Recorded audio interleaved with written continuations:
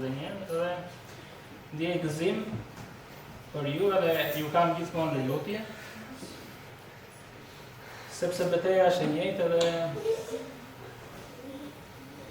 nuk e kemi kuptuar.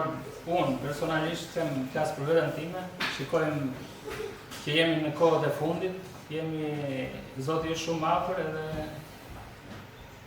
na thërret fryma e shenjtë vazhdimisht që t'i afrohemi sa më shumë Zotit, ta kuptojmë atë thirrjen, atë dhuratën aq të çmueshme që Zoti na ka bërë gjithë secilit.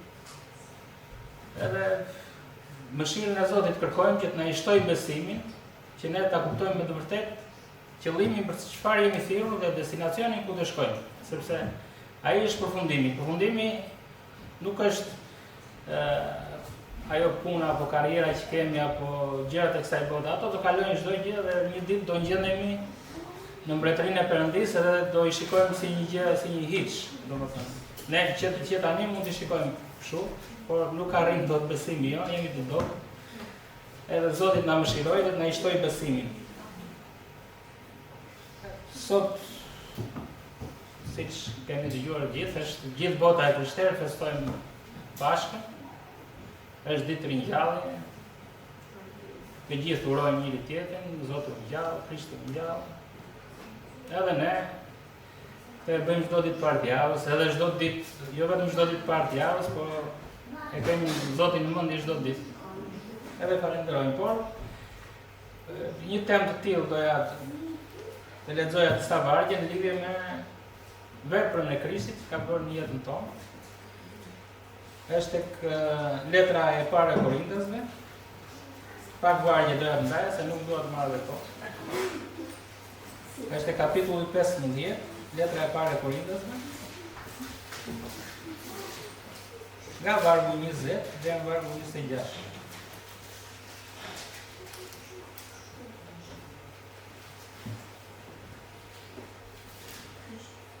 Por tani Krishti u ngjall prej së vdekurish dhe u bë fryti i parë i atyre që kanë fjetur. Sepse ashtu si erdhi vdekja me anë të një njeriu, kështu erdhi edhe ringjallja e të vdekurit me anë të një njeriu. Sepse ashtu sikurse në Adamin të gjithë vdesin, kështu të gjithë do të ngjallen në Krishtin. Por secili sipas radhës së vet, Krishti është fryti i parë, pastaj të gjithë ata që janë të Krishtit në ardhjen e tij. Pastaj do të vijë fundi, kur ai do të dorëzojë mbretërinë Perëndis Ap, pasi të ketë agjëzasuar çdo sundim, çdo pushtet dhe fuqi. Sepse duhet që ai të mbretërojë derisa të vërë të gjithë armiqt në këmbët e vet. Armiku i fundit që do azgjësohet është vdekja. Armiku i fundit është vdekja. Pra armiku jon më i madh, ai që kërcënon gjithë botën njerëzore është vdekja. Domethënë, kur dëgjojmë vdekje, është një gjë më e madhe për njerëzit. Të gjithë duam jetën, duam ai ka dhuruar Zoti, duam ta jetojmë deri në fund. Mirë po, ajo jeta e 70 apo 80 vjet nuk është e mjaftueshme. Edhe kjo ka qenë një pikë pyetje ime që i vogël, para se të besoj. Thosha me vete, nuk mjafton, edhe isha 7 ose 8 vjeç, nuk më mund mirë. Çfarë kuptimi ka të jetoj 70 dhe 80 vjeç e pastaj të vdes? Unë dua të jetoj përjetësisht, nuk e dua. Nuk më mjafton kaq jetë. Pavarësisht se unë isha shumë i vogël dhe nuk e dija që kam një të ardhmë përpara apo domethënë, më duke si diçka shumë e shkurtër, shumë e vogël, një distancë shumë e shkurtër.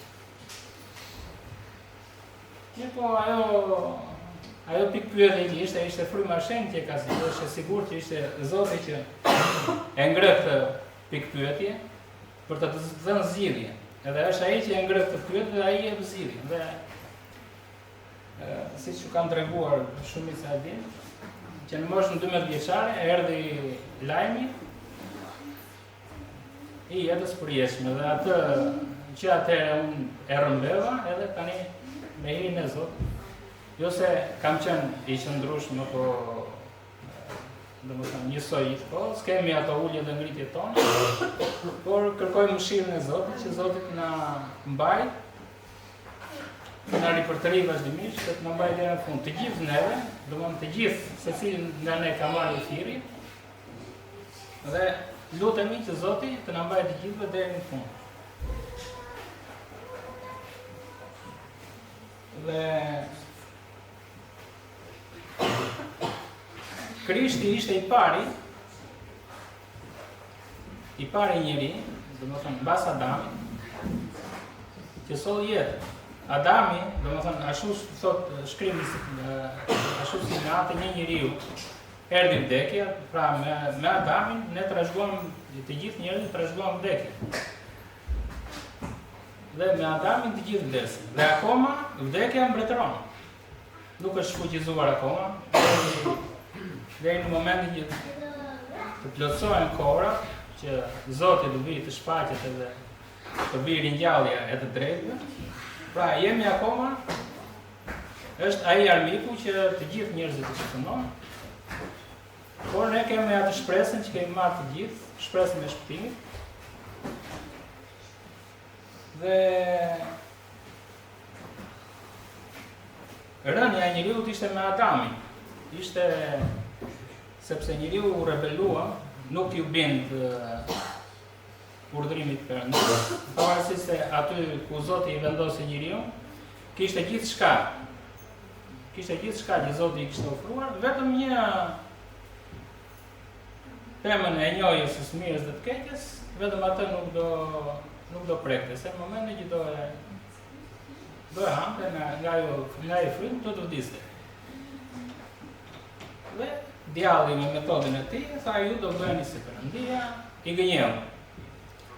Futi tek njeriu egoizmin, futi mendjemadhësinë, futi të gjitha elementet që ka vetë i ligu, sepse vetë djalli është arrogant, është mendimadh, ka ambicie që të arrijë, domethënë kishte atë ambicien që të arrinte deri tek froni i Perëndis, ishte barabartë me Perëndin. Prandaj djalli ra dhe u rrëzua. Domethënë me të njëjtën mënyrë, djalli donte ta rrëzonte njeriu në atë pikë dhe e rrëzoi në atë pikë. Mirë po, ajo që Zoti solli me atë një njeriu tjetër, ishte ardhja e Krishtit. Ishte vetëm një mundësi që nëse Krishti, supozojmë, nuk do kishte qëndruar, do kishte rënë edhe ai mëkat, ne nuk do kishim shpresë shpëtimin. Mirë po Krishti qëndroi pa mëkat, domethënë nuk pati të gjitha elementet, domethënë aty në Krishtin banonte gjithë plotësia e hyjnisë Perëndis, pra banonte vetë Perëndia. Dhe nuk e konsideroi thot veten që për të qenë i barabartë me Perëndin, nuk e konsideroi veten që të mbaj dikush, e përuli veten. E përuli veten deri në atë fazë që e poshtëruan, e bështyn, e tallën. Thanë të gjitha të zezat për të, edhe pse nuk ishin të vërteta, pra të gjitha ishin gënjeshtra, thanë të gjitha të zezat, dhe Krishti duroi deri në fund. Për çfarë? Për ne, për të mirën e shpëtimit tonë, që ne mos të trashëgojmë vdekjen. Pra i duroi, sepse shumë mirë mund të hakmerrej ndaj nesh, e kishte atë të drejtë, që ja kishte thënë Perëndia, mirë po e bëri për ne, që ne të merrim shpëtimin. Dhe Krishti është fryti i parë që u ringjall, sepse vdiq pa mëkat. Dhe shpëtimi erdhi me anë të Krishtit, vdekja erdhi me anë të Adamit. Dhe ngrihet pyetja pse ne akoma vdesim, sepse Krishti akoma nuk ka ardhur, dhe armiku i fundit, thot fjala e Zotit, që do azgjësohet kur të vijë Krishti, është vdekja.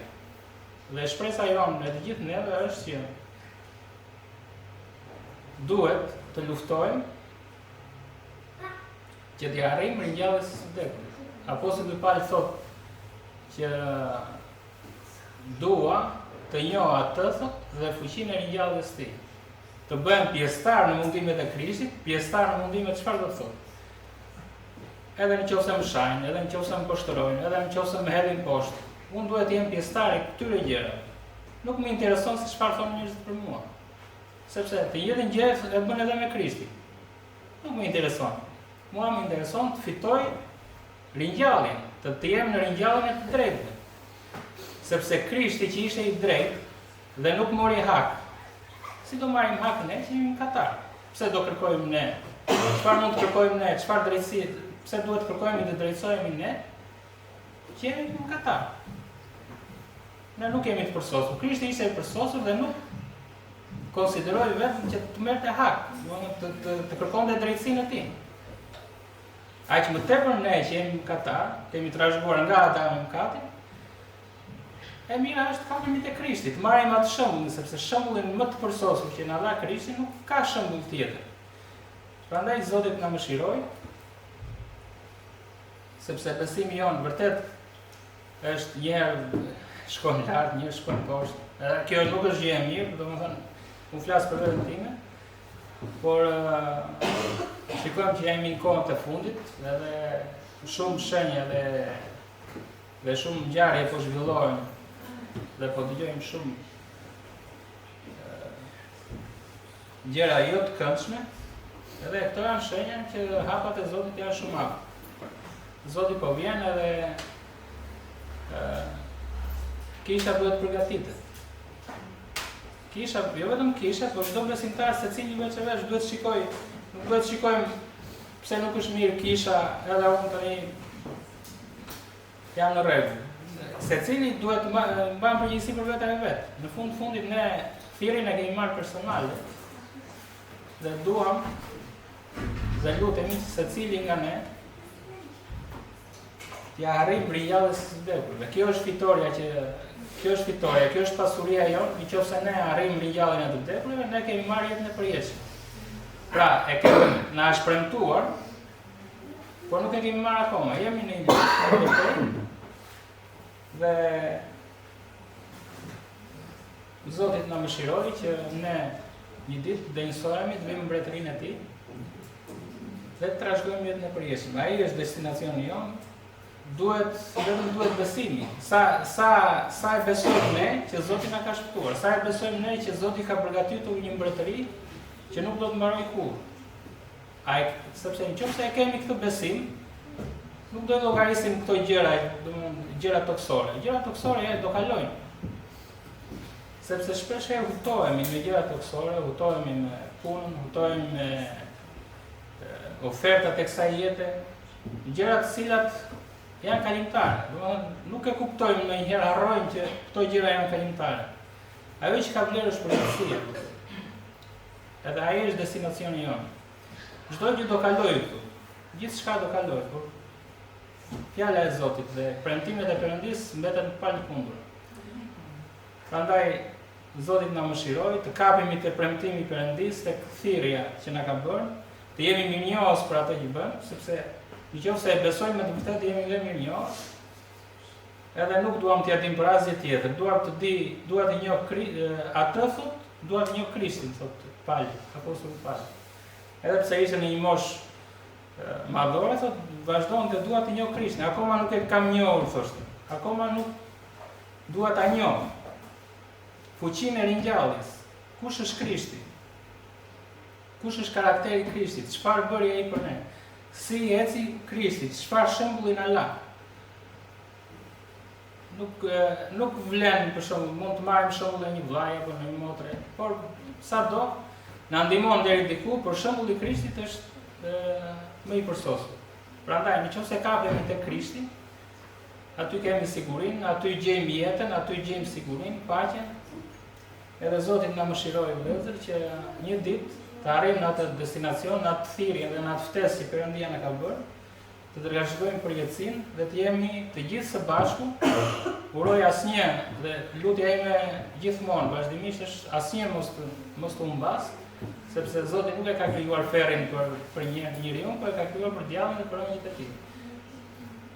Zoti për ne ka krijuar mbretërinë e Perëndis dhe na ka thirrur dhe qofshim të denj të arrijmë një ditë në mbretërinë e tij që të trashëgojmë përjetësinë. Zoti ju bekoft dhe bekoft kishën këtu në Elbasan.